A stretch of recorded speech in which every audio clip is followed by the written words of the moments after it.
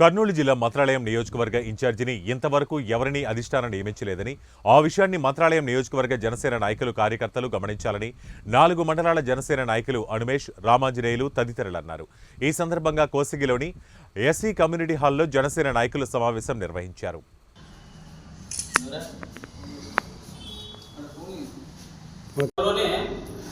జిల్లా నాయకుల సమక్షంలో ఒక కార్యకర్తల సమావేశం భారీ ఎత్తున కోసిలో ఉంటుంది.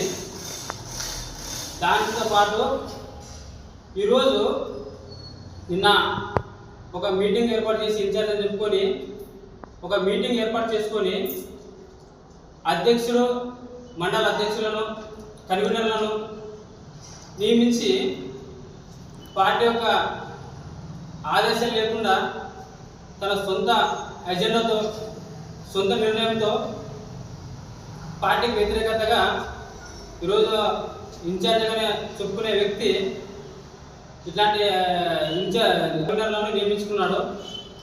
అసలు నువ్వు ఇంటికి మంత్రాలయం ఇన్ఛార్జ్ అని ఎవరు చెప్పారు? నీకు అసలు ఇన్ఛార్జే కాదు. అసలు నువ్వు మంత్రాలయం ఇన్ఛార్జిగా నీకు ఎవరు ఎన్నుకున్నారు? ఒకవేళ నీకు ఇన్ఛార్జిగా పార్టీ అధిష్టానం నుంచి కానీ, జిల్లా అధిష్టానం నుంచి కానీ ఏదైనా ప్రూఫ్ ఉంటే చూపించు. మొదటి ఇంకొకసారి నువ్వు ఇన్ఛార్జిగా చెప్తే పార్టీ ఆదేశాలు ఏదైనా ఉందో చూపించు మాకి. అదేవిధంగా పార్టీకి విరుద్ధంగా జిల్లాలో ఎక్కడ కమిటీలు వేయలేదు. జిల్లా అధ్యక్షుడిగా వెనకడం లేదు.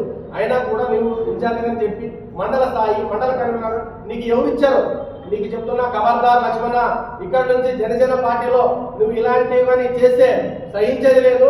మేము కూడా జిల్లా నాయకత్వానికి మేము తెలియజేసాము. అదే త్వరలోనే విజయవాడ కూడా వెళ్ళి పవన్ కళ్యాణ్ దగ్గర కూడా అపాయింట్మెంట్ తీసుకుని మేము పార్టీ నియోజకవర్గ స్థాయి నుంచి ఇక్కడ ఎంతో ఒడిదిరి తిరిగినాం. వైసీపీ, టీడీపీ నుంచి మేము పార్టీ నిలబడి జెండా పట్టుకుంటున్నామంటే మాకు తెలుసు. ఆ బాధ మేము అలాంటి గ్రామ స్థాయి నుంచి మండల స్థాయి వరకు కష్టపడ్డాము. మా యొక్క బాధ గురించి మేము పవన్ కళ్యాణ్ దృష్టిలో తీసుకెళ్తాం. నువ్వు ఇలాంటివి మానుకోని లక్ష్మణ గారు చెప్తున్నాను. లాస్ట్ అండ్ ఫైనల్ వార్నింగ్, నువ్వు ఇన్ఛార్జి కాదు, నువ్వు ఒక సామాన్య మాలా కార్యకర్తవి.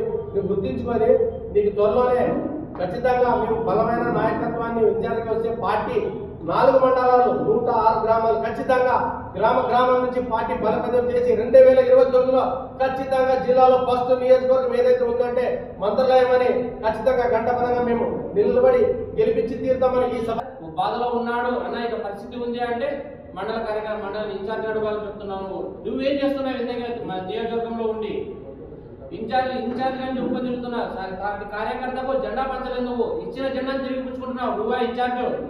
నీకు ఇన్ఛార్జ్ ఇచ్చినటువంటి పవన్ కళ్యాణ్ గారు ఇన్ఛార్జ్ లేరని తొలగించినారు. అందరినీ త్వరలో కొత్త ఇన్ఛార్జ్గా నియమిస్తారు.